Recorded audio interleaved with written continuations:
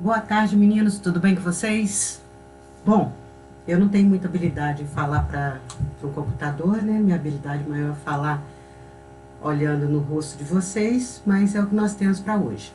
Então vamos começar a falar hoje sobre calor e sua propagação. Nós já vimos anteriormente sobre temperatura e as escalas que são mais usuais e a conversão de uma para outra. Mas antes de falarmos de calor, vamos falar em energia térmica. O que é uma energia térmica? É a soma de todas as energias de agitação de suas partículas e depende da temperatura. Quanto maior a temperatura, maior o grau de agitação das moléculas, maior a energia cinética entre elas. Depende também do número de partículas existentes nesse recipiente. Bom, mas e calor? Calor é uma energia térmica, só que é uma energia térmica que existe durante esse processo de transferência de um corpo para outro. Se eu tenho dois corpos com temperaturas diferentes e eles entram em contato, o corpo mais quente vai ceder energia para o mais frio. Então, essa energia que está fluindo de um corpo para o outro chama-se calor. A unidade de calor é, como é uma energia, a unidade no sistema internacional é o joule, mas é muito usado calorias e uma caloria é 4,186 joules.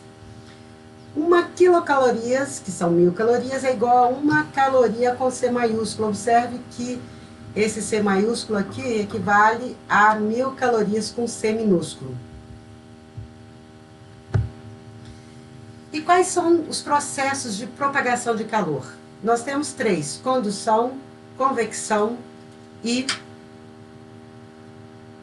radiação. No processo de convecção, nós precisamos de um meio para que haja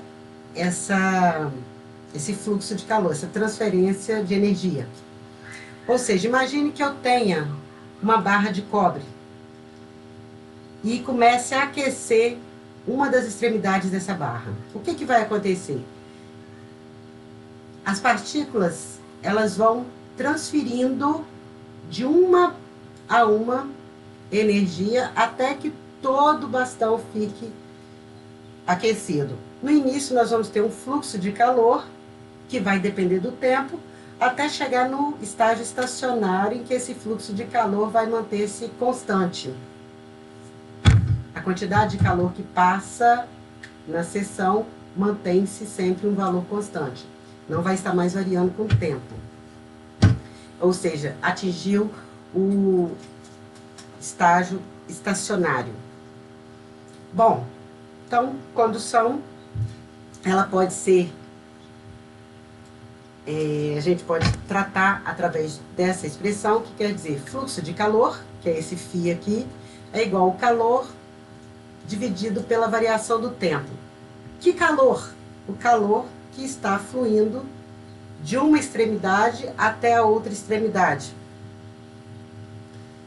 Que tempo? O tempo que gastou para o calor fluir nesse comprimento. Então, nós temos, se nós olharmos uma seção desse fio, nós vamos ter um fluxo de calor por unidade de tempo que atravessa uma determinada seção, uma área desse fio. Então, se eu pensar em uma parede, na parede nós estamos dentro de uma sala, com uma determinada temperatura, lá fora, vamos supor que esteja bem mais quente, nós temos a área da parede, a espessura da parede e o tempo que esse calor, esse fluxo leva para sair de um lado e ir até o outro lado, atravessar essa espessura L da parede. Então, que é a quantidade de calor que atravessa uma seção, ΔT é o intervalo de tempo correspondente convecção. A convecção é essa energia térmica, só que ela muda de local acompanhando o deslocamento do próprio material aquecido. Um exemplo, o ar-condicionado. O ar-condicionado, ele fica na parte de cima, porque o ar quente é menos denso, ele sobe e o ar frio desce. Então, o ar-condicionado, quando o ar quente sobe, ele realiza trabalho sobre esse ar quente, transformando em ar frio. Então, fica esse ciclo de ar quente subindo, ar frio descendo. Então, nós temos um processo de convecção.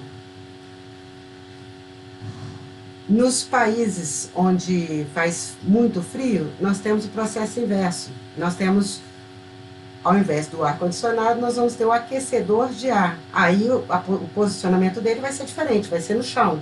Porque o objetivo é pegar o ar quente que está, o ar frio que está mais embaixo e realizar trabalho sobre esse ar frio, transformando em ar quente. Então, tem-se o processo de convecção. O ar quente sobe, o ar frio desce, o equipamento pega esse ar frio, transforma em ar quente e assim fica esse processo. Então, o deslocamento do material acompanha essa muda de local junto com a energia. Radiação. Condução, convecção e radiação são processos completamente diferentes. Agora, a radiação, ela é um pouco mais ainda, porque a radiação, nós temos um corpo que tem uma determinada temperatura, as moléculas têm agitação, essa agitação faz com que emitam ondas eletromagnéticas e a energia, então, de propagação, ela é na forma de ondas eletromagnéticas. Quando essas ondas eletromagnéticas chegam em outro material, aquele material vai absorver aquela onda eletromagnética, vai aumentar a temperatura e vai fazer com que as moléculas se movimentem. Imagina o Sol. Lá nós temos partículas com altas velocidades, o Sol tem alta temperatura, as partículas têm altas velocidades.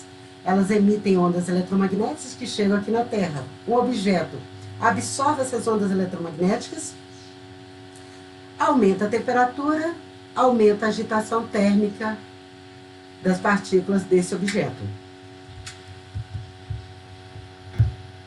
Então, radiação térmica é a radiação eletromagnética gerada pelo movimento térmico das partículas carregadas na matéria. Toda matéria com uma temperatura maior que zero absoluta emite uma radiação térmica. O movimento de partículas resulta em aceleração de carga ou oscilação do dipolo que produz essa radiação eletromagnética.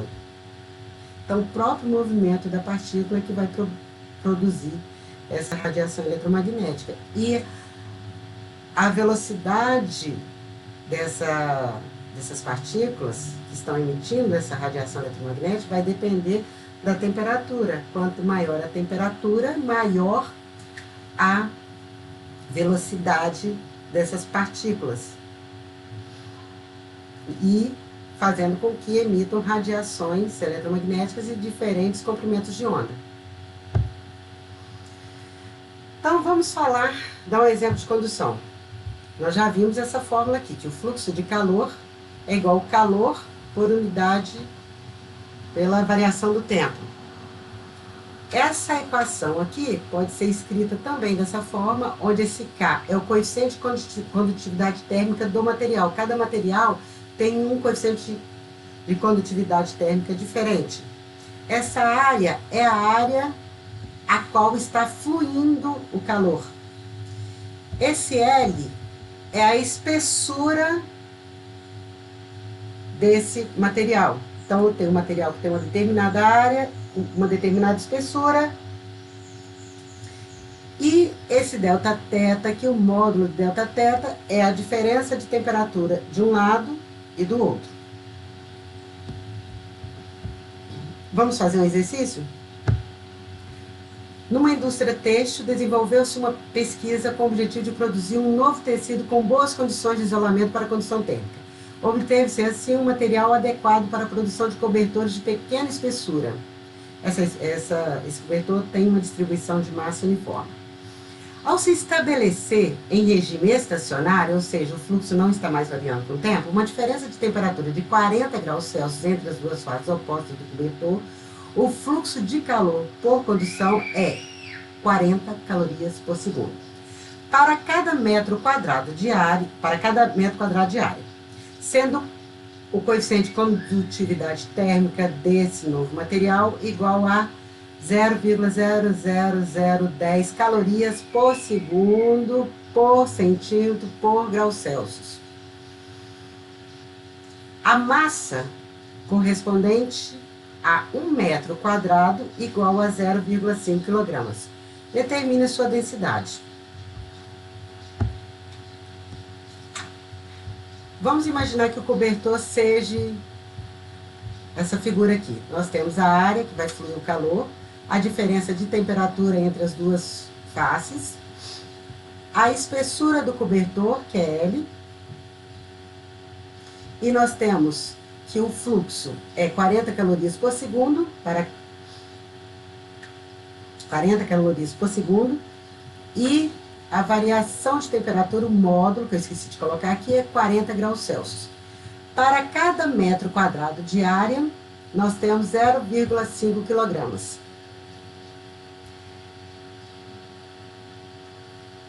E o coeficiente de condutividade térmica é 0,00010 calorias por segundo centímetro grau Celsius. Então, usando a nossa expressão aqui, fluxo é 40 calorias por segundo, igual a constante, calorias por centímetro grau Celsius, vezes a área, que é 1 metro quadrado. Só que, olha só, como aqui está em metros a área, eu vou ter que transformar essa unidade aqui também em metros. Então, para cada, no lugar de centímetro, eu vou colocar 10 a menos 2 metros quadrados. Porque tudo tem que estar na mesma unidade. Vezes a variação de temperatura, que é 40. Faltou o L aqui, ó, tem um L dividindo. Eu esqueci de colocar o L dividido aqui. Pegando esse L que está dividindo, passando para o outro lado, multiplicando, e esse 40 para o outro lado dividindo, nós temos o K vezes a variação de temperatura dividido pelo fluxo, que é 40. Logo, a gente encontra que a espessura desse cobertor é de 0,010 metros. A densidade é o quê? Massa sobre volume. É o que nós estamos querendo, a densidade desse cobertor. O volume a gente sabe que é a área vezes o comprimento. Então, a área vezes essa espessura, que é L, me dá o volume desse cobertor. Agora, nós sabemos aqui também, um dado do problema, que tem 0,5 kg em cada metro quadrado. Então, massa sobre a área, eu tenho 0,5 kg por metro quadrado, vezes L, que nós já descobrimos que é 0,010 metros. Aqui eu tenho 0,5 vezes 1, vezes 1 dividido por 0,010, que dá 50 quilogramas por metro cúbico, metros quadrados vezes metro. Então, a densidade é 50 quilogramas por metros cúbicos. Existem dois tipos de calor. Calor sensível e calor latente. O calor sensível é aquele calor que, a partir do momento que os dois objetos estão em contato, com temperaturas diferentes, começa a fluir energia de um para o outro, mais quente para o mais frio. O mais frio vai sofrer variação de temperatura, mas não vai estar sofrendo mudança de estado. Não vai estar se transformando de sólido para líquido, por exemplo. Ou seja, o calor absorvido é só para aumentar a temperatura. Então, o calor sensível é a energia térmica transferida causando uma variação de temperatura. O calor latente já é a energia responsável pela mudança de estado. Se nós temos, por exemplo, uma mistura de água a 80 graus Celsius e gelo a menos 10 graus Celsius. A quantidade de calor que a água pode ceder vai depender da massa da água. E nós temos aqui que vai depender da massa do gelo também. Mas vamos deixar essa parte da massa guardadinha para a gente falar um pouquinho mais tarde. Vamos pensar só aqui. A água está a 80 graus Celsius, tem energia para transferir para o gelo que está a menos 10 graus Celsius. Eles entram em contato, o gelo vai absorver essa energia da água, só que ele vai sair de menos 10 graus Celsius até chegar a 0 graus, porque a temperatura de fusão dele da água é de 0 graus. Então, até 0 graus não há mudança de fase, de menos 10 a 0. Há somente mudança de temperatura. Então, nós temos aí um calor sensível. Depois, quando o gelo chegou a 0 graus, supondo que a água ainda tenha energia para transferir para o gelo vai, já a 0 graus, ele vai pegar essa energia e vai usá-la para mudar de estado, de sólido para o líquido. Enquanto ele estiver nessa mudança de fase, a temperatura vai permanecer a 0 graus. Quando tiver terminado de derreter todo o gelo, se a água ainda tiver energia para ceder, essa água derretida vai começar a absorver, continuar absorvendo energia da água que estava a 80 graus Celsius, só que ela vai começar a aumentar a temperatura, até que os dois, a água que estava a 0 graus, a 80 graus Celsius, entre em equilíbrio térmico com essa outra água aí, que é do gelo derretido, chegando a uma temperatura de equilíbrio, ok? Então, nesse processo, desse exemplo que eu dei, nós tivemos primeiro calor sensível, do gelo, até chegar a 0 graus, calor latente, que é o momento em que ele está sofrendo mudança de estado, e depois nós tivemos também o calor sensível, que houve uma variação de temperatura, novamente. Qual a diferença de capacidade térmica e calor específico? Gente, a diferença de capacidade térmica e calor específico é que a capacidade térmica, ela depende do objeto, não somente do material que é feito aquele objeto. Então, se eu tiver 1 kg de cobre e meio quilo de cobre, esses dois objetos vão ter capacidades térmicas diferentes, porque vai depender da massa. O calor específico não, depende só do material. 1 kg de cobre e meio quilo de cobre vão ter o mesmo calor específico, porque depende do material que é o cobre, os dois objetos são feitos de cobre. Então, o calor específico dá para nós tabelarmos, porque depende do material. A capacidade térmica não, porque depende do objeto, da massa do objeto. Isso aqui nós temos algo similar lá na eletricidade. A resistência e a resistividade. A resistência depende do comprimento do fio e da área do fio, do diâmetro do fio. Então, a resistência depende do objeto, das dimensões do objeto. Já a resistividade não, depende do material. Um fio de cobre de 1 metro tem a mesma resistividade de um fio de cobre de 1000 metros. Mas a resistência são diferentes, porque o que tem um comprimento maior vai ter uma resistência maior. Então, a resistência está para a capacidade térmica, assim como a resistividade está para o calor específico. Tanto a resistividade quanto o calor específico depende do material. Tanto a resistência quanto a capacidade térmica depende do objeto.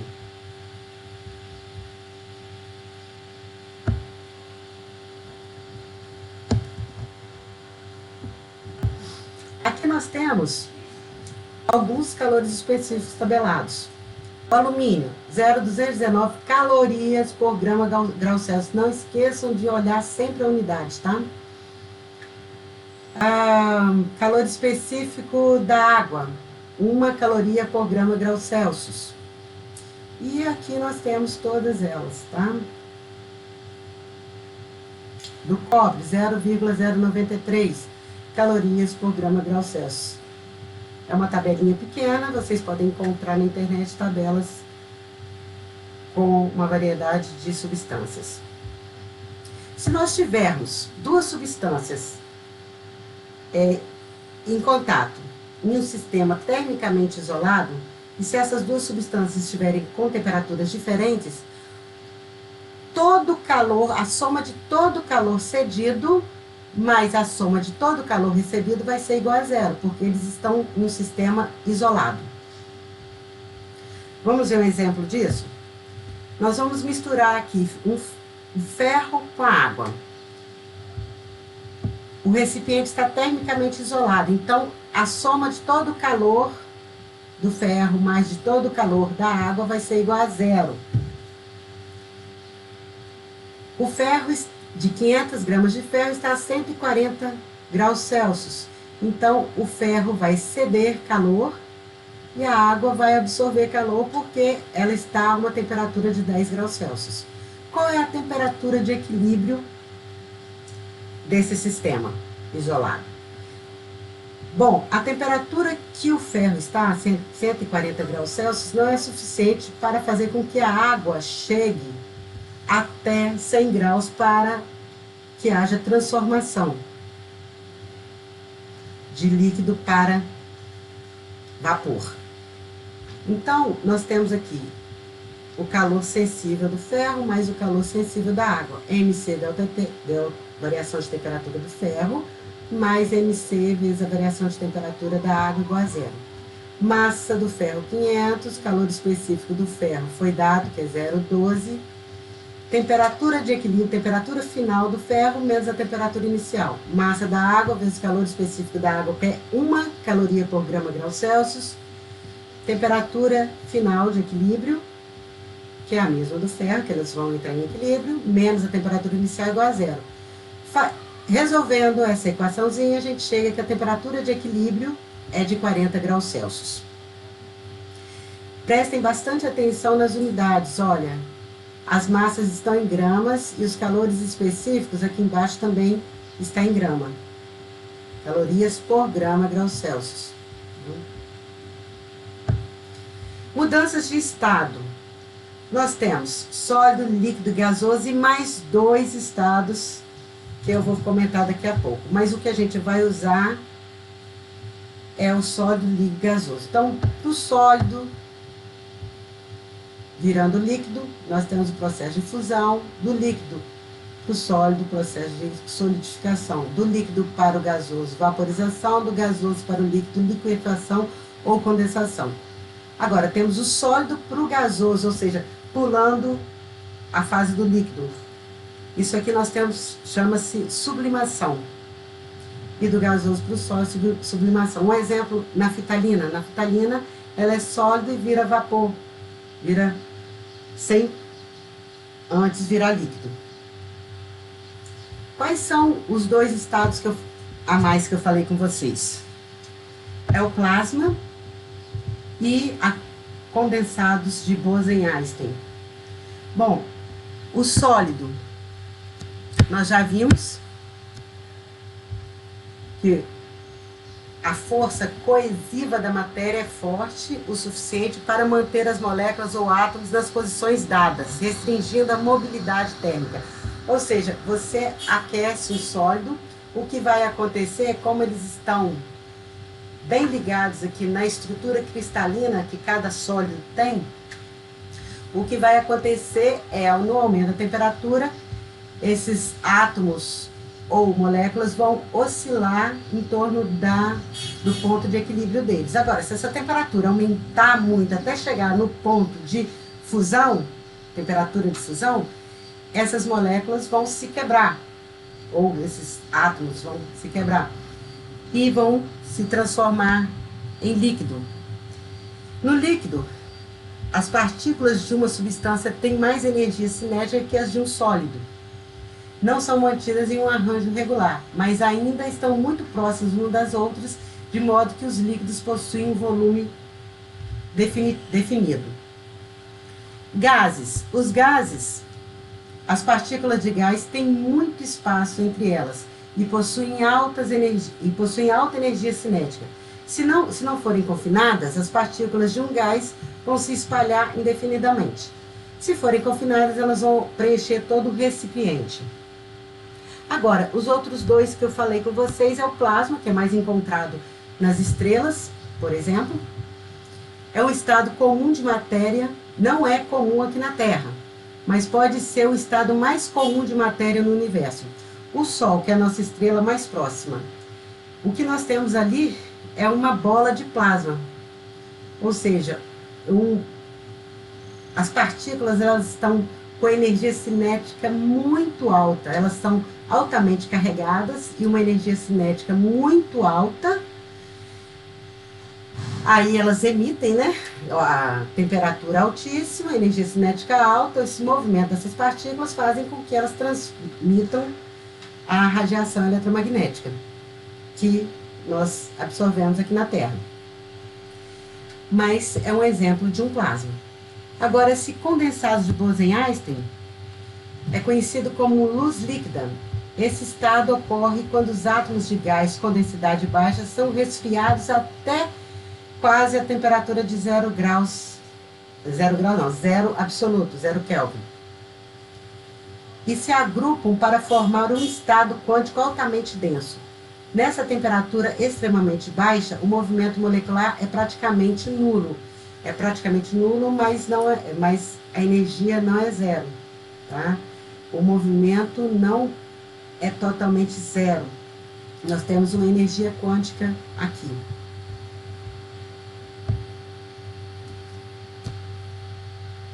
Resumindo, calor sensível é a denominação dada à energia térmica que altera a energia cinética de translação das partículas, estando essa energia cinética diretamente ligada à temperatura do sistema. Calor latente é dada à energia térmica que se transforma em energia potencial de agregação. Essa transformação altera o arranjo físico das partículas do sistema e provoca uma mudança de estado. Por exemplo, de sólido para líquido, que é a fusão. Gente, estar diretamente ligado à temperatura, isso aqui a gente pode ver no fogão mesmo. A gente coloca uma água a esquentar. À medida que a temperatura dessa água vai aumentando, a gente vê o movimento ali das moléculas, a agitação térmica que elas têm. Então, dá para a gente ver claramente, nesse exemplo, que a energia cinética delas está ligada à temperatura. Então, a energia cinética ela é proporcional à temperatura. Nós falamos de calor sensível. O exemplo que eu dei foi de calor sensível. Nós temos o calor latente, que é aquele que ocorre numa transformação, numa mudança de fase. Durante essa mudança de fase, a temperatura do objeto não muda. Todo material tem um calor latente tabelado. Então, eu tenho que uma massa M necessita de uma quantidade de calor Q para sofrer total mudança de estado. Isso é, a quantidade de calor necessária para converter essa massa M. Então, eu passo a massa para o outro lado, a massa vezes o calor latente dela é igual à energia necessária para que essa massa sofra uma mudança total de estado. Alguns exemplos aqui do calor latente de fusão da água. Eu preciso de 80 calorias para cada grama de água para poder fundir a água, ou para derreter, ou para congelar, ou passar de líquido para sólido, ou de sólido para líquido. A temperatura que ocorre é de 0 graus, é a temperatura de fusão da água. Temperatura de fusão do ferro, 1535 graus Celsius. Precisa de 1535 graus Celsius para a gente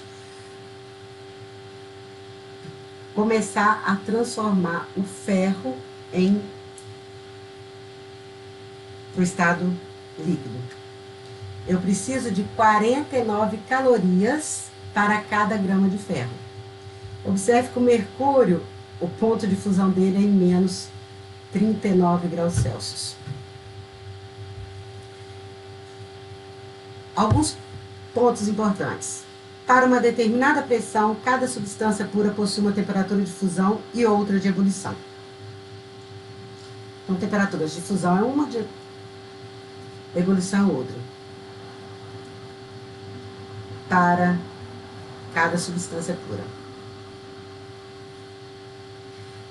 Para uma mesma substância pura, ou seja, considerando uma mesma substância, as temperaturas de fusão e de ebulição variam com a pressão. Nós vamos ver futuramente que a pressão influencia na temperatura se eu mantiver o volume constante. Mas considerando que estejamos numa, é o que nós vamos considerar nesse capítulo, numa pressão atmosférica, uma pressão constante, atmosférica, nós não vamos ter essa variação da temperatura de fusão e de ebulição variando com a pressão. Se durante a fusão ou ebulição de uma substância pura a pressão permanecer constante, sua temperatura também vai permanecer constante. Bom, vamos fazer um exercício antes que vocês fiquem cansados, né? Uma garrafa térmica contém inicialmente 400 gramas de água a 30 graus Celsius e 100 gramas de gelo na temperatura de fusão a 0 graus Celsius. Considere o calor específico da água 4 joules por grau Celsius, o calor latente de fusão do gelo a 320 joules por grama. Qual será a quantidade de calor necessária para fundir o gelo dentro da garrafa? E suponha ideal o isolamento térmico da garrafa, desprezando a capacidade térmica das paredes internas. Qual será a temperatura final da água contida no seu interior quando o equilíbrio térmico for atingido? Primeira coisa que nós vamos fazer é o seguinte, que é a letra A. Quanto de energia eu preciso para derreter todo esse gelo, esses 100 gramas de gelo? Bom, calor latente de fusão, que é do gelo, é 320 joules por grama. O calor necessário para derreter 100 gramas. Então, calor necessário vai ser 320 joules por grama vezes 100 gramas. Observe que tem que estar, se a massa está em gramas, aqui embaixo tem que estar em gramas também. Para poder cancelar, a energia vai ser dada em joules. Eu vou precisar de 32.000 joules. Agora, a letra B, ele quer saber a temperatura de equilíbrio. Então, eu já sei que preciso de 32.000 joules para derreter 100 gramas de gelo. Agora, quanto de água, quanto de energia essa água pode ceder? Eu vou ver se ela tem pelo menos 32.000 joules para ceder, para conseguir derreter todo o gelo. Bom, a quantidade de calor que a água poderá ceder, no máximo ela vai ceder até chegar a 0 graus. Então, eu tenho 400 gramas de água vezes 4 joules por grama, vezes temperatura final menos a temperatura inicial. Estou considerando essa final sendo 0 para saber o máximo de energia que a água pode ceder. Ela pode ceder no máximo 54.000 joules. Se ela pode ceder no máximo 54.000 joules, é o suficiente para derreter o gelo, porque o gelo precisa de 32.000 e ainda vai sobrar energia ainda para aumentar essa temperatura do gelo que foi derretido, tá? Então, o sistema é totalmente, perfeitamente isolado, com a água e com o gelo. Eu tenho aqui que a soma dos calores vai ser igual a 0. Eu tenho o calor que a água vai ceder, mais o calor que o gelo vai absorver para derretê-lo, mais o calor que o gelo vai absorver, já derretido, para aumentar a temperatura, no caso de 0, até a temperatura de equilíbrio. Então, massa da água vezes calor específico da água, temperatura final de equilíbrio, menos 30, que é a temperatura inicial, mais 32.000, que é o calor necessário para derreter toda a massa de 100 gramas do gelo, que a gente já fez a conta na letra A, mais 100 vezes 4, temperatura final, que é a de equilíbrio, né? Que essa água derretida aqui vai entrar em equilíbrio com a outra água, ficando na mesma temperatura, menos 0. Por que 0? Porque durante a transformação, enquanto o gelo estava aqui recebendo calor, a temperatura dele não mudou. Quando ele derreteu todo, essa massa de água aqui, de gelo que virou água, estava a 0 graus. A temperatura inicial dela agora vai ser 0. E o 4, por que 4? Porque agora não é mais gelo, agora eu tenho uma água derretida, então eu vou usar o calor específico da água. Então eu tenho massa do gelo, que virou água, vezes o calor específico da água, vezes temperatura final de equilíbrio, menos a temperatura inicial igual a zero. Fazendo todas as contas, a gente encontra que a mistura dessa água com o gelo foi capaz de derreter o gelo e virou uma água só a 10 graus Celsius. Bom, meninos, eu espero ter ajudado vocês. Vamos postar as dúvidas, tá certo? Aguardo vocês na próxima aula. Um grande abraço e até mais. Tchau!